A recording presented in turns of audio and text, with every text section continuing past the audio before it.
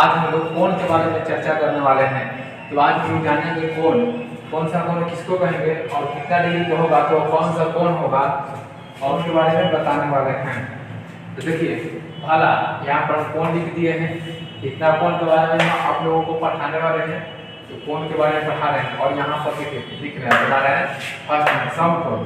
तो समकोण किससे कहते हैं, क्या समकोण किससे कहते हैं? तो वैसा कोण जो 90 डिग्री का होगा उसे कौन सा कोण कहेंगे? समकोण कहेंगे। देखिए वैसा कोण जो 90 डिग्री का होता है उसे समकोण कहते हैं। अब देखिए यहाँ पर ये कितना डिग्री का है? 90 डिग्री का एक कोण है, इस कोण को कौन सा कोण कहेंगे? समकोण।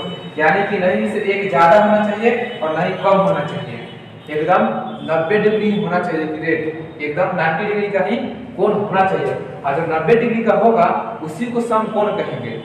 अब नेक्स्ट यहाँ तक समझ में आ गया आप लोगों को। अब नेक्स्ट चलते हैं, सेकंड नंबर क्या होगा? न्यून कोण। तो न्यून कोण देखिए यहाँ पर न्यून कोण वैसा कोण जो 0 डिग्री से बड़ा और 90 डिग्री से छोटा हो उसे कौन सा कोण कहेंगे?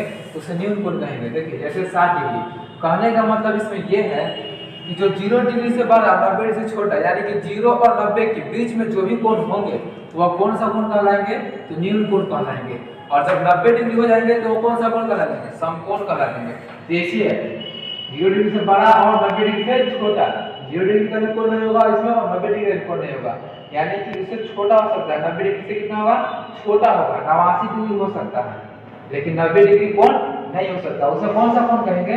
उसे न्यून कोण कहेंगे। यानी कि मेरा कहने का मतलब क्या हुआ कि 0 डिग्री से बड़ा और 90 डिग्री से छोटा, यानी कि 0 डिग्री और 90 डिग्री के बीच का कोण जो होगा उसी को कहेंगे न्यून कोण। क्लियर है? और थर्ड नंबर में है क्या? यहाँ पर अधिक कोण। तो चलिए यहाँ पर अधिक कोण बता देते हैं आप लोगों को। तो अधिक कोण भी कुछ नहीं है, देखिए वैसा कोण जो 90 डिग्री से बड़ा होगा और 180 डिग्री से छोटा होगा उससे कौन सा कोण कहेंगे? उसे कौन सा कोण कहेंगे? उसे अधिक कोण कहेंगे। ये देखिए यहाँ पर लिखा हुआ फिगर बनाया हुआ 101 डिग्री है। ये कितना है? 101 डिग्री है। ये 101 डिग्री का एक कोण बनाया गया है। अब देखिए 90 डिग्री से बड़ा और 180 डिग्री छोटा, कहने का मतलब 90 डिग्री और 180 डिग्री के बीच का जो भी कोण होगा वो कौन सा कोण कहलाएगा? तो वो अधिक कोण कहलाएगा। सबको समझ में आ गया? ठीक, चलो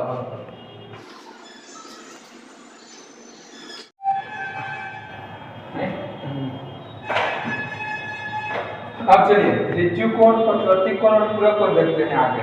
300 लिखा हुआ है, 300 कोण लिखा हुआ है। अब इस तीन कोण को देखते हैं। देखिए यहाँ पर रिज्यू कोण, इसको किसको कहते हैं? तो वैसा कोण जिसका माप 180 डिग्री होता है उसे रिज्यू कोण कहते हैं।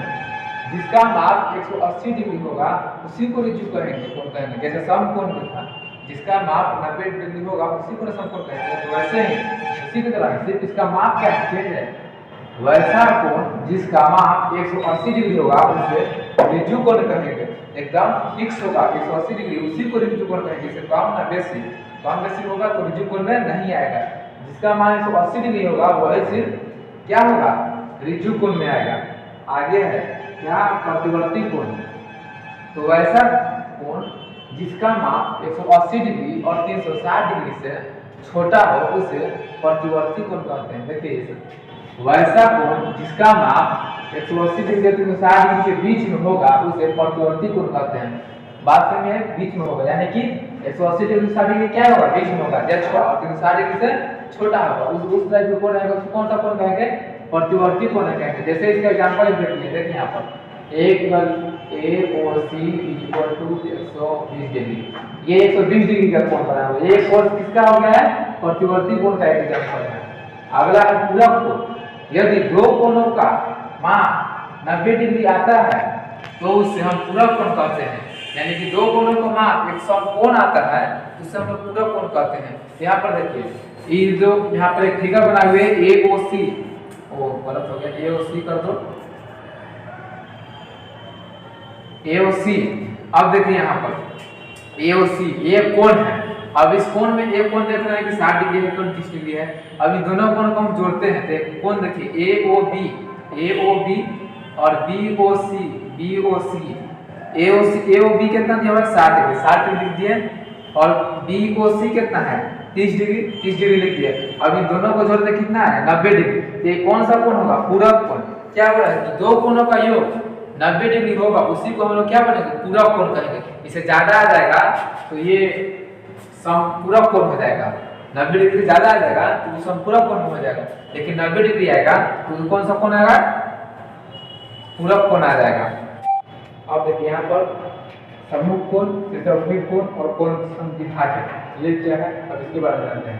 तो समपूरक कोण, जैसे कि पूरक कोण बताया कि दो कोणों का जो 90 डिग्री आता है उसे पूरक कोण कहते हैं। इसमें क्या है वैसा जो कोण जिसका माप 180 डिग्री होगा उसे समपूरक कोण कहेंगे।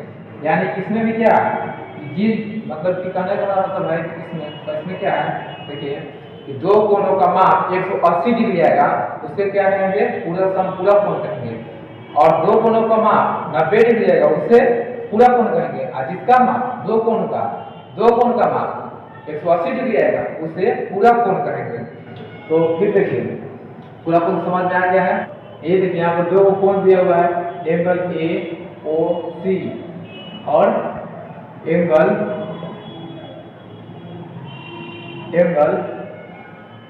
COB, क्या है COB।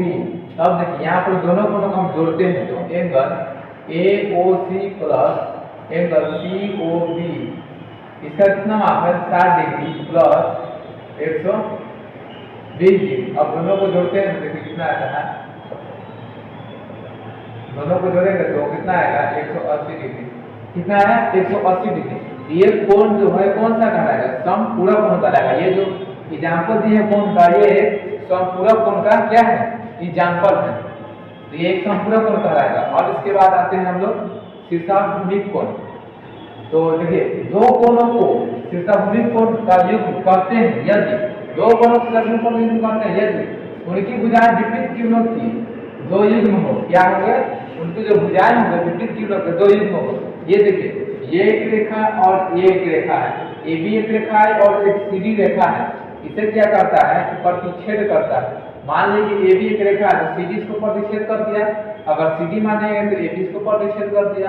अब तो दो भागों में बांट दिया इसको रेखा को। तो A देखिए यहाँ पर COA के कोण है, अब इसका विपरीत है यानी कि इसका उल्टा, तो उल्टा कौन सा है यही आएगा तो BOD, यही क्या होगा शीर्षाभिमुख कोण होगा। तो देखिए यहाँ पर एक लिख के देखा COB ये कोण हो गया COB, तो इसका उल्टा कौन सा आएगा AOD। तो देखिए और AOD शीर्षाभिमुख कोण दूसरे युग्म है यानी कि AOD इसी को उल्टा हो गया तो शीर्षाभिमुख कोण है दूसरे युग्म में नहीं होगा। तो सरका कोण जब ये कोण ये हुआ तो सरका कोण इसका उल्टा ये हो गया, ये शीर्षाभिमुख कोण दूसरे युग्म हो गए। तो ये कोण ये इक्वल होगा और ये कोण इसके साथ इक्वल हो जाएगा। क्लियर हो गया। अब कोण समद्विभाजक, क्या कोण समद्विभाजक देखिए यहाँ पर कोण समद्विभाजक में ABC दिया है, एक हम फिगर बनाते हैं, क्या एक फिगर बना लेते हैं हम लोग।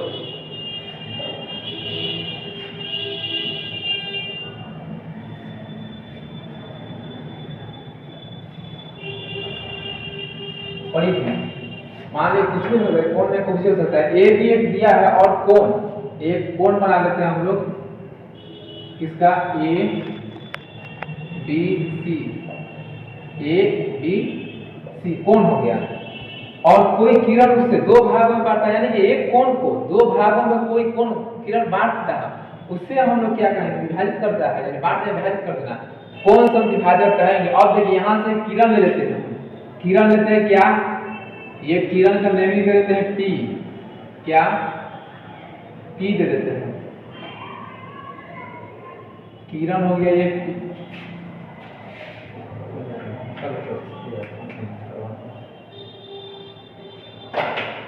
एक किरण देते हैं यहाँ पर, कौन सा किरण हो गया BP, क्या BP ये किरण दे दिया।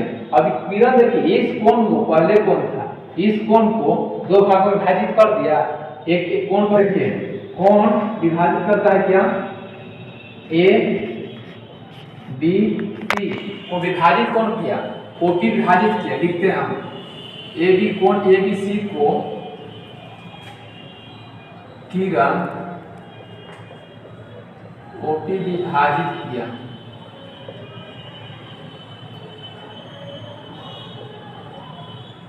विभाजित किया तो कोण किसमें बढ़ता, तो